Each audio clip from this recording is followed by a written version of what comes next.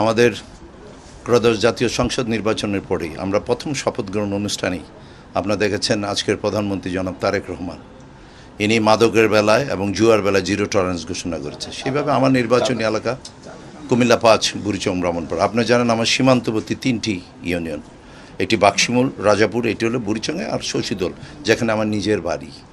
সেখানে এই বর্ডার অঞ্চলে আসলে এটা আমাদের জন্য একটা দুর্ভোগ। মাদকের সয়লাভ হয়ে গেছে। আমাদের এই প্রজন্মের ছেলেরা তারা এই পরিমাণ মাদক আসক্ত হয়ে গেছে। মাদক কারমাদিতে যে শৈলাভ, আমি বারবার প্রশাসনের কাছে বলেছি। আমি যখন আমরা ৫ই আগস্টের পরে আমি প্রথম ইয়াতে আমার ডিসি অফিসের আইনশৃঙ্খলা মিটিংয়ে আমি বলি, তারা কখনো কোনো কর্ণপাত করেনি।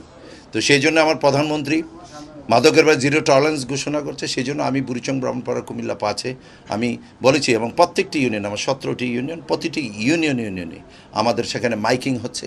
এবং আপনি গেলে দেখবেন বুড়িচং, ব্রাহ্মণপাড়া এখন মানুষ প্রশংসায় প্রশংসিত হচ্ছে যে মাদকের বেলা আমরা জিরো টলারেন্স ঘোষণা করছি, এবং এটা অব্যাহত থাকবে।